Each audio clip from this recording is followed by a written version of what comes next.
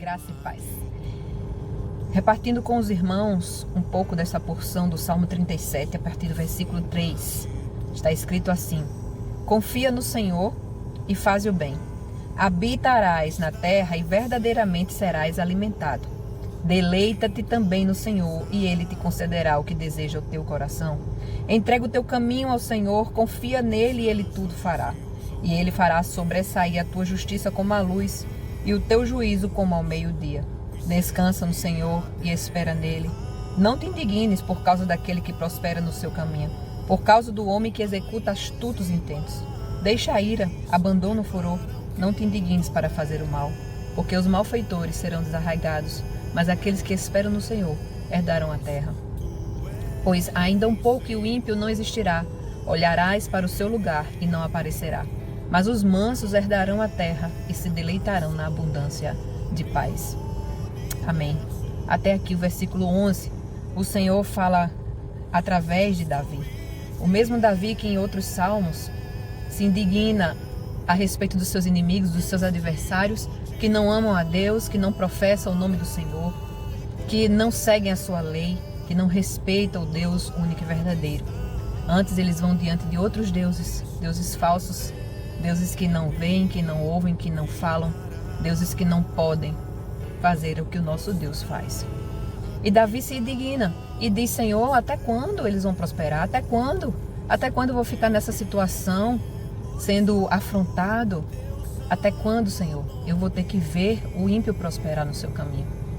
E o mesmo Davi que ora e questiona a Deus, mas não murmurando, não reclamando, simplesmente conversando com um amigo, como o Senhor, Ele permite que nós o façamos, né? Uma vez que ainda nós mesmos que vivemos no tempo da graça, nós temos essa liberdade diante de Deus, pelo vivo caminho aberto, pela cruz do Calvário. Quando o sangue de Jesus foi derramado na cruz, nós tivemos esse livre acesso ao Pai.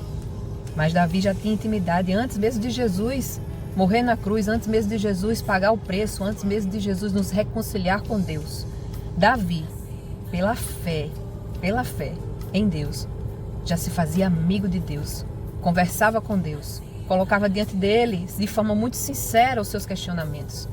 Mas uma coisa nós notamos sempre no comportamento de Davi: ele tinha um coração humilde diante do Senhor, ele nunca foi soberbo, ele era rei, ele tinha poder, Deus permitiu muito poder e glórias, vitórias e vitórias, mas Davi sempre confiava tudo o que ele tinha ao Senhor e dava honra e glória a Ele. E por isso a Bíblia nos diz que o Senhor achou um homem segundo o seu coração. Davi era um homem segundo o coração de Deus, mas Davi pecava. Davi, ele adulterou.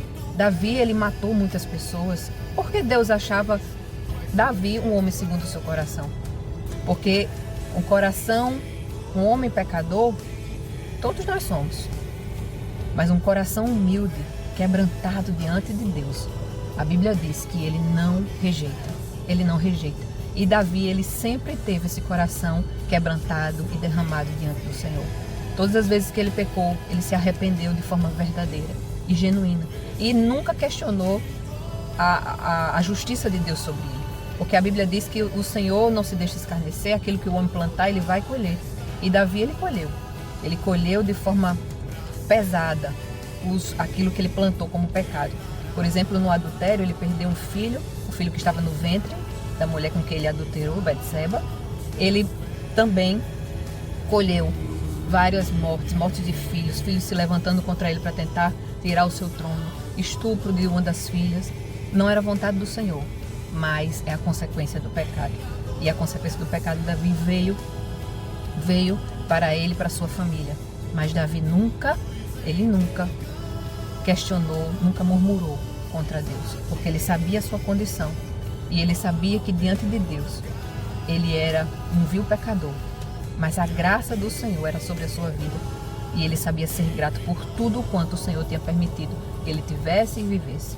E a gente tem que ser assim, nós temos que ser assim, nós temos que aprender dos heróis da fé a nos colocar diante do Senhor nas adversidades, nas situações difíceis e olhar para Ele como um pai, um amigo, colocando as nossas petições, mas em todo o tempo agradecendo pelas oportunidades de refletirmos sobre nós mesmos, sobre nossa vida.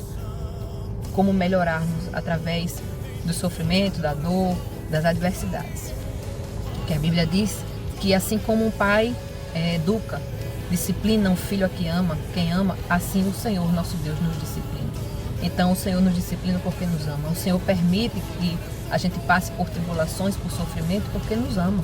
Porque nós precisamos da disciplina, muitas vezes das dificuldades, para sermos lapidados como pérolas, como diamantes. Nós precisamos ser lapidados para nos tornarmos uma joia de ainda maior valor. O diamante, ele não perde o seu valor se não for lapidado. Ele tem um valor e Deus sabe que nele nós temos valor. Mas quando nós somos lapidados por ele, nós fazemos com que todos que estão à nossa volta percebam o nosso valor. Porque o brilho do diamante, a sua beleza, quando lapidado, não pode ser oculta a nenhum dos olhos. A olhos vistos, nós percebemos o seu valor. Da mesma forma, quando uma nota de R$100 está toda amassada, encostada, ela não perde o valor, ela permanece sendo uma nota de R$100. Mas amassada, suja, jogada, muitas vezes não é percebida. Mas quando ela é pega, limpa, esticada, as pessoas percebem o seu valor. E nós estamos aqui para mostrar, para evidenciar a glória de Deus. Nós somos criados para o louvor da sua glória. Então o salmista diz aqui no versículo 3, confia no Senhor e faz o bem. Então não olhe para o lado, nem para a esquerda, nem para a direita. O fazer o bem não depende de outros fazerem, depende de você querer fazer a diferença, querer fazer o preceito de Deus, querer cumprir a vontade do Senhor. Faz o bem, porque habitarás na terra e verdadeiramente serás alimentado. Quem faz o bem sabe o quanto é bom, quanto é maravilhoso.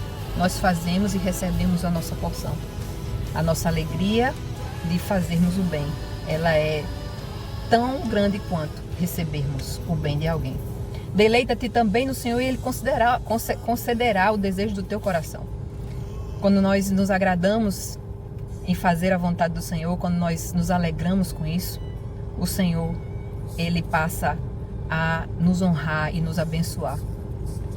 E Ele fará sobressair a sua justiça como a luz e o seu juízo como ao meio-dia. A justiça do Senhor, ela não tarda nem se adianta, ela vem na hora certa. E quando ela vem de forma perfeita, como a luz do sol ao meio-dia, com toda a sua força, com todo o seu esplendor. E todos verão o que o Senhor tem para mim e para você, no tempo determinado. Descansa no Senhor e espera nele. Esperar é muito bom, apesar de ser difícil a espera. De forma não contraditória, é importante esperar, porque aquilo que o Senhor tem para nos dar é perfeito, bom e agradável. É a vontade dele, e a vontade dele vem no tempo certo. Aleluia. E não se indigne pelo que as pessoas fazem de ruim, pelo caminho dos pecadores. Não se indigne olhando para aqueles que prosperam, porque a sua prosperidade é vã, a sua prosperidade é passageira. Essa vida é passageira e efêmera.